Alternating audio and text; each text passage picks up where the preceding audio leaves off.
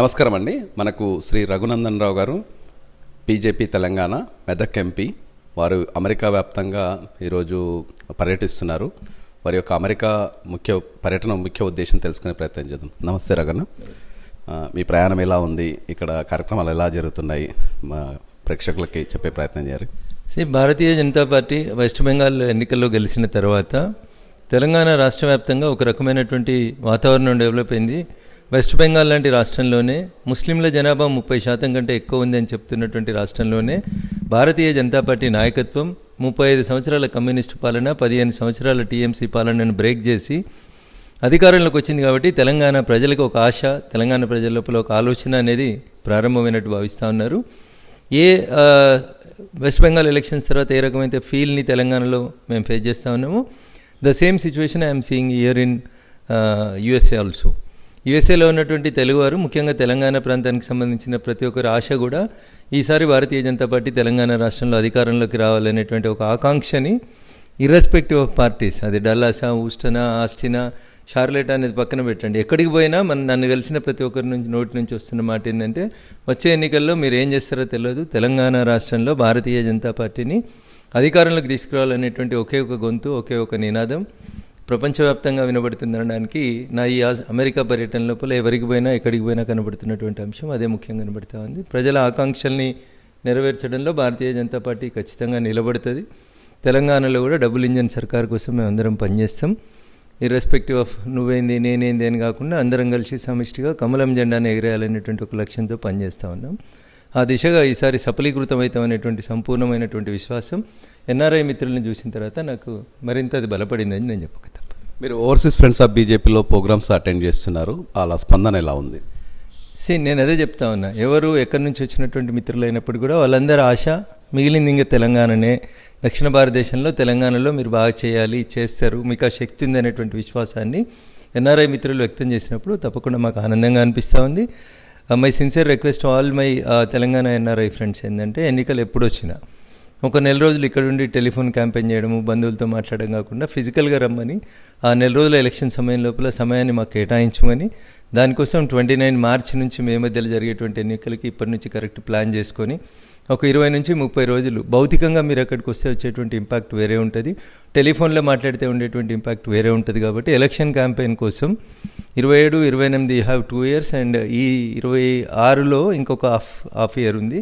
దాదాపు వాళ్ళకు ఉన్నటువంటి సమయం 30 నెలల పై చిలుకుంది. కాబట్టి you can plan for 30 days. ఒక 30 రోజులకి మీ లీవ్స్ అన్నింటినీ సేవ్ చేసుకొని తెలంగాణలో ఎప్పుడు ఎలక్షన్స్ వస్తాయో అప్పుడు ఒక భౌతికంగా మీరు వచ్చి మీ గ్రామాలను దత్తత తీసుకొని భారతీయ జనతా పార్టీకి ఎందుకు ఓట్లు వేయాలనే విషయం లోపల ప్రజల్ని కన్విన్స్ చేయాల్సిందిగా నేను తెలంగాణ గడ్డ నుంచి వచ్చి వేరే దేశాల్లో సెటిల్ అయినటువంటి మిత్రులందరూ కూడా సవినయంగా అప్పీల్ చేస్తాను.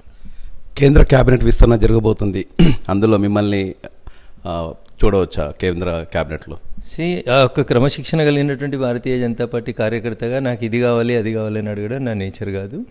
పార్టీ అప్రాప్రియేట్ సమయం లోపల అప్రాప్రియేట్ వ్యక్తుల్ని గుర్తించి ఎవరెవరికి ఏ పని ఇస్తే వాళ్ళు కరెక్ట్గా దాన్ని నిర్వర్తిస్తారనే విషయం లోపల పార్టీ హైకమాండ్ తీసుకునే నిర్ణయమే మా తుది నిర్ణయం.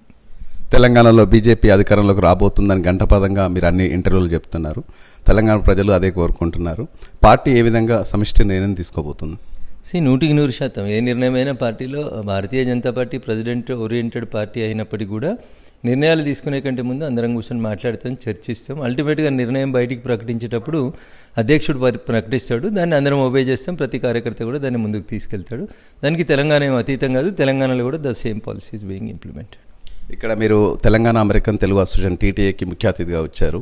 ఇక్కడ ఈరోజు కన్వెన్షన్లో పార్టిసిపేట్ చేస్తున్నారు, మళ్ళీ ఇండియాకి కూడా వెళ్తున్నారు త్వరలో, షార్ట్ ట్రిప్ అని తెలిసింది. ఇది మీరు ఎలా చెప్తారు?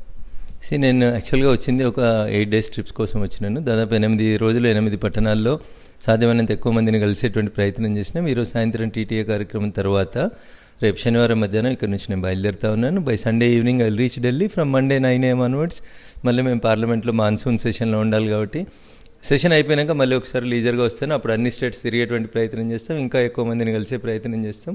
Hour goal is only to get BJP in to power in Telangana state. అమెరికాలో కూడా మీరు లా మేకర్స్ని కలుస్తున్నారు, మీరు లాయర్ కాబట్టి దాంట్లో ఏమన్నా ప్రత్యేక అనుబంధం ఉందా? Both are democratic countries, India and USA. ఇక్కడ ఉన్నటువంటి డెమోక్రటిక్ రూల్స్లో ఇక్కడ ఉన్నటువంటి ప్రజాప్రతినిధులు తీసుకుంటున్నటువంటి నిర్ణయాలు ఏమున్నాయి, మన దగ్గర తీసుకుంటున్న నిర్ణయాలు ఏమున్నాయి, రెండింటిని కంపారిటివ్ స్టడీ అనే అవకాశం ఉంటే చేసి ఏది బెస్ట్ అనుకుంటే దాని నుంచి స్ఫూర్తి పొందాలనేది నా ఆలోచన. That is the reason why I'm trying to see them and see how the laws are being implemented in USA. Raganna ధైర్యం అంటే రగన్నే ధైర్యం అంటే ఎలా చెప్తారు? కార్యకర్తలకి ఒక నాయకుడు ముందు కనబడాలని కోరుకుంటారు, దాంట్లో తప్పేం లేదు. ఇప్పుడు భారతదేశం ధైర్యం, భారతదేశం అనే పేరుకి ఈరోజు ఒక గుర్తింపు అంటే అది నరేంద్ర మోడీ గారు. నా ధైర్యం కూడా అదే. నన్ను ఇష్టపడేటోళ్ళు, నన్ను ప్రేమించేటోళ్ళ ధైర్యం కూడా నరేంద్ర మోడీ ధైర్యం ఉంటుంది. వారి నాయకత్వంలో మేమంతా పనిచేస్తూ ఉన్నాం. ఖచ్చితంగా మా ధైర్యం కూడా నరేంద్ర మోడీ గారే. టీవీ డిబేట్లలో మిమ్మల్ని చూసినప్పుడు ముక్కుటు సుటితనంతో మాట్లాడతారు. ఇది మీకు ఎలా లాభం చేకూరుతుంది? నేను లాభమా నష్టం అనేది బేరీజ్ వేసుకొని మాట్లాడాను ఎప్పుడు కూడా. నేను మాట్లాడాలనుకునేది మాత్రమే మాట్లాడతాను. అది పార్టీకి ఉపయోగపడాలి, కార్యకర్తకు మనోధైర్యం పెంచాలి. ఐ కెన్ డూ అనేది ఒక సెల్ఫ్ కాన్ఫిడెన్స్ అనేది ప్రతి కార్యకర్తలో డెవలప్ అయినప్పుడు ఖచ్చితంగా పార్టీకి మంచి రిజల్ట్స్ వస్తాయనేది నా విశ్వాసం. అబద్ధం ఆడుతున్నప్పుడు ఏం మాట్లాడాలి, ఏం మాట్లాడకూడదని ఆలోచించి మాట్లాడతారు. నిజం మాట్లాడుతున్నప్పుడు ఆ ధైర్యం ఉంటుంది. ఖచ్చితంగా ధైర్యంగానే ముందుకు సాగుతాను నేను. Thank you Raganna. మీకు కేంద్ర కేబినెట్ విస్తరణలో మంచి పొజిషన్ రావాలని కోరుతూ, అదేవిధంగా తెలంగాణలో బీజేపీ అధికారానికి రావాలి, అందులో మీరు మంచి పొజిషన్లోకి వెళ్ళాలని కోరుతూ థ్యాంక్ యూ రగన్న.